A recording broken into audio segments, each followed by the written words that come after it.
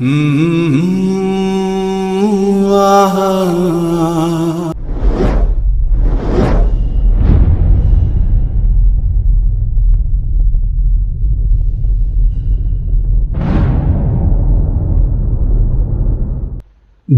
ساتھیوں اور ناظرین اکرام، نئی کہانی کے ساتھ کرتا ہوں میں آپ سب کا اسلامی طریقے سے استقبال۔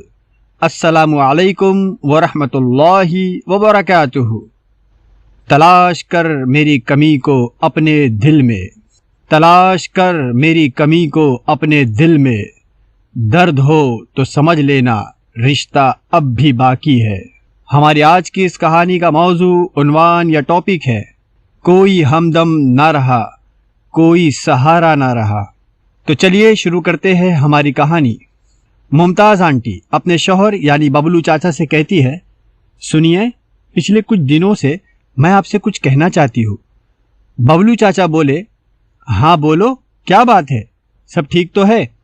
ممتاز آنٹی نے کہا، ہاں سب ٹھیک ہے، دراصل ہم نے جن میاں بیوی کو اپنا گھر کرائے پر دیا ہے، یعنی میں سمیر اور اس کی بیوی مسکان، ان دونوں کے تعلق سے مجھے آپ سے کچھ باتیں کرنی ہے۔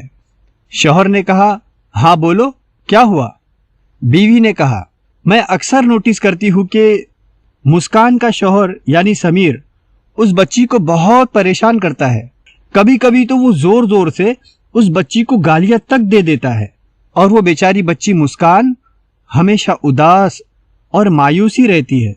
میں نے کئی مرتبہ کوشش کی کہ اس سے کھل کر بات کروں، لیکن وہ بچی بالکل ڈری ڈری اور سہمی سی رہتی ہے۔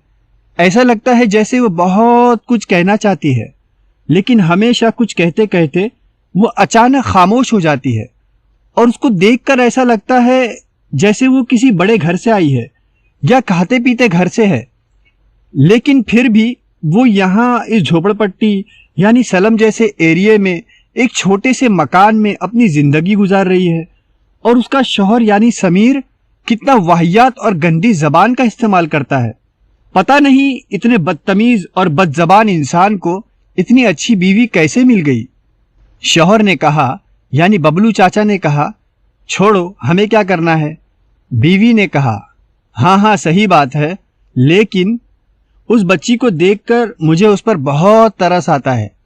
شوہر نے کہا، تو پھر کسی نہ کسی طرح اس سے پوچھ لو کہ کیا بات ہے۔ بیوی نے کہا، ہاں انشاءاللہ میں کل ہی کوشش کروں گی، اور کسی نہ کسی طرح اس بچی سے پوچھ کر ہی رہوں گی کہ آخر ماجرا کیا ہے۔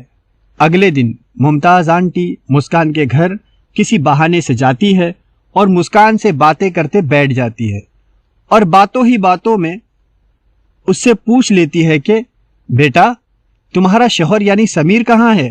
وہ کل سے دکھائی نہیں دے رہا۔ مسکان نے کہا، وہ کسی کام سے 2-4 دنوں کے لیے باہر گئے ہیں۔ مسکان کا جواب سن کر ممتاز آنٹی اپنے دل میں سوچنے لگی کہ چلو اچھا موقع ہے، آج پوچھ ہی لیتی ہوں کہ اس بچی کے ساتھ کیا معاملہ ہے۔ پھر بغیر ٹائم ویسٹ کیے ممتاز آنٹی مسکان سے پوچھتی ہے، بیٹا ایک بات پوچھوں؟ بڑے ہی سہمے ہوئے انداز میں مسکان نے جواب دیا، جی آنٹی پوچھئے۔ ممتاز آنٹی نے کہا، تو مجھے آنٹی کہتی ہے نا، لیکن میں چاہوں گی کہ تو مجھے اپنی آنٹی نہیں بلکہ ماں سمجھتے ہوئے یہ بتا کہ تو اتنی ڈری ڈری سہمی سی اور مایوس ہو کر کیوں رہتی ہے؟ دیکھ، جھوٹ نہیں بولنا، اگر تو مجھے اپنی ماں جیسی مانتی ہے تو مجھے بتا کہ بات کیا ہے۔ ممتاز آنٹی سے اس طرح کا اپنائیت والا سوال سن کر مسکان کے اندر خوشی کی لہر دوڑ جاتی ہے، اور اتنے دنوں سے اپنے اندر چھپائے ہوئے غموں، الجھنوں اور دکھوں سے بھرے آنسوؤں کے سمندر میں اٹھنے والی طوفانی لہروں کو ٹھنڈا کرنے کا اسے موقع مل جاتا ہے۔ مسکان اپنے آنسوؤں سے بھری آواز اور دل کے درد کو ممتاز آنٹی کے سامنے رکھنا شروع کرتی ہے، اور خوب روتے ہوئے کہتی ہے، آنٹی میں کچھ نہیں چھپاؤں گی اور سب کچھ سچ سچ بتاؤں گی۔ اب ممتاز آنٹی مسکان کو اپنے قریب بٹھا کر اس کے آنسو پوچھتی ہے اور اس سے کہتی ہے، ہاں بول میری بچی، کیا بات ہے؟ مسکان اپنے آپ کو سنبھالتے ہوئے اپنی داستان ممتاز آنٹی سے سنانا شروع کرتی ہے۔ آنٹی، میں بہت ہی عزت دار تعلیم یافتہ اور اچھے خاندان سے تعلق رکھنے والی ایک پڑھی لکھی لڑکی ہوں۔ میرے ماں باپ مجھ سے بہت محبت کیا کرتے تھے۔ میری چھوٹی سی تکلیف پر وہ رات رات بھر جاگا کرتے تھے۔ مجھے آرام پہنچانے کے لیے میرے ماں باپ اپنے چین و سکون کا گلا گھونٹ دیا کرتے تھے۔ میری ایک خوشی کے لیے وہ اپنی کروڑوں خوشیوں کو تباہ و برباد کر دیا کرتے تھے۔ میری ایک فرمائش ان کی زندگی کا مقصد بن جایا کرتی تھی۔ میری اداسی ان کی پریشانیوں کی وجہ بن جایا کرتی تھی۔ میری خوشیاں ان کے غموں کی دوا بن جایا کرتی تھی۔ کسی مصیبت، غم، پریشانی، بلا یا آفت کو میری طرف آتا دیکھ کر میرے ماں باپ ڈھال بن کر ان غموں، پریشانیوں، بلاؤں اور آفتوں سے مجھے مکمل محفوظ کرنے کی کوشش کیا کرتے تھے۔ اتنی ساری قربانیوں کے ساتھ بڑی ہی محبت، محنت اور جتن سے میرے ماں باپ نے مجھے کھلایا، پلایا، پہنایا، پالا، پوسا، پڑھایا، لکھایا، مجھے صحیح اور غلط کی تعلیم دی۔ مجھے اپنی لاڈلی سمجھتے ہوئے اس یقین کے ساتھ انہوں نے مجھ پر بھروسہ کیا کہ میں ان کی عزت اور غرور ہوں۔ لیکن ہائے میری بدقسمتی کہ میری ایک غلطی نے میرے ماں باپ کی محبت، محنت، جتن اور قربانیوں کو شرمندہ کر دیا۔ ان کے خوابوں کو میں نے چکنا چور کر دیا اور مجھ پر کیے گئے ان کے بھروسے کی میں نے دھجیاں اڑا دی، اور آج میں اسی کی سزا کاٹ رہی ہوں۔ مسکان کی باتیں سن کر ممتاز آنٹی حیران و پریشان ہو کر اس سے پوچھتی ہے، بیٹا تمہارے ماں باپ زندہ ہے؟ مسکان نے روتے روتے ہی کہا، جی آنٹی وہ زندہ ہے، اور میں اللہ سے دعا کرتی ہوں کہ وہ انہیں میری بھی زندگی دے دے۔ اب ممتاز آنٹی بھی مسکان سے روتے روتے ہی پوچھتی ہے کہ بیٹا تم سے ایسی کیا غلطی ہو گئی کہ تم سے اتنا پیار کرنے والے ماں باپ نے تمہیں ایسے ہی زندگی گزارنے پر چھوڑ دیا؟ مسکان پھر سے روتے ہوئے کہتی ہے، میرے ماں باپ اس شادی کے خلاف تھے، کیونکہ اسلام نے نکاح کی بنیادی شرط دینداری ہی بتائی ہے۔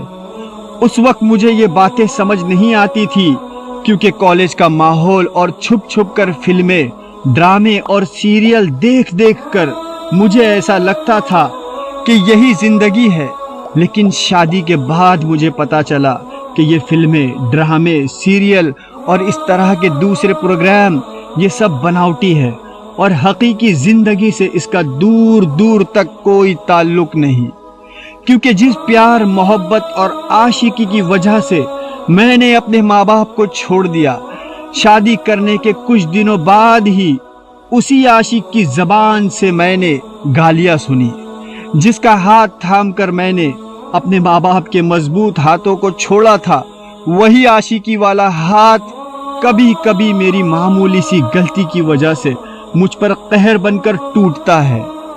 ایک بات اور کہوں آنٹی، کل تک جو میرے لیے دیوانہ بنا ہوا تھا، مجھ سے شادی کرنے کے بعد اب وہ کسی اور کا دیوانہ بن کر گھوم رہا ہے۔ اور سونے پر سہاگا یہ ہے کہ عاشقی سے گھر کا خرچ نہیں چلتا، محبت کی مٹھاس سے گھر کا راشن نہیں آتا، اور روزمرہ کی دوسری ضروریات کے سمندر کو صرف پیار کی کشتی سے پار نہیں کیا جا سکتا۔ میرے ماں باپ مجھے بار بار یہی سمجھانے کی کوشش کرتے رہے، لیکن ان کی اتنی ساری قربانیوں کو نظر انداز کر کے میں ان کی ایک چھوٹی اور معمولی سی بات بھی ماننے کو تیار نہیں تھی، اور اس میں میرا ہی فائدہ تھا۔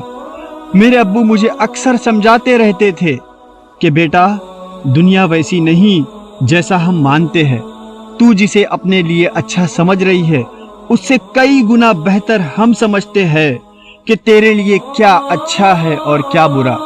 لیکن افسوس میں نے ان کی بات کو اپنے پیروں تلے روند دیا، اور مجھ سے اتنا پیار کرنے والے ماں باپ، خوشیوں سے بھرے لمحات اور اتنے قیمتی رشتوں کو چھوڑ کر میری ہی غلطی کی وجہ سے آج میں ان دکھوں، تکلیفوں اور پریشانیوں کے بیچ اپنی زندگی گزارنے پر مجبور ہوں۔ اتنا کہہ کر مسکان پھوٹ پھوٹ کر روتے ہوئے ممتاز آنٹی سے لپٹ جاتی ہے۔ ممتاز آنٹی اس کو دلاسا دیتے ہوئے کہتی ہے، چپ ہو جا بیٹا، کیونکہ کم از کم تجھے اتنا احساس تو ہے کہ تو اپنی ہی غلطی کی سزا کاٹ رہی ہے۔ میں تجھ سے اور دنیا کی تمام بیٹیوں سے یہی کہنا چاہوں گی کہ اس دنیا میں بغیر کسی فائدے اور نقصان کے اولاد کو سب سے زیادہ اگر کوئی محبت کرتا ہے تو وہ صرف اس کے ماں باپ ہی ہوتے ہیں۔ وہی اس کے مضبوط قلعے ہوتے ہیں جہاں ایک بچہ یا بچی امن و سکون کے ساتھ محفوظ رہ سکتے ہیں۔ اس لیے دنیا کی ہر بیٹی اور بیٹے کو اپنے ماں باپ کی قربانیوں کو کبھی نہیں بھولنا چاہیے، اور اپنی کم عقل اور کم تجربے والی پسند کو اپنے ماں باپ کی پسند پر دل سے راضی ہو کر قربان کر دینا چاہیے، کیونکہ اسی میں اولاد کی بھلائی ہے۔ ورنہ جو آج تیرا حال ہے وہی حال یا اس سے بھی بدتر حال دنیا کی ہر نافرمان اولاد کا ہوگا۔ پتہ نہیں کیوں نوجوان بچے اور بچیاں یہ بھول جاتے ہیں کہ جو ماں باپ ان کو اتنے لاڑ پیار سے پالتے ہیں، ان کے اچھے مستقبل کے لیے وہ دھوپ کو دھوپ، دن کو دن اور رات کو رات نہیں سمجھتے۔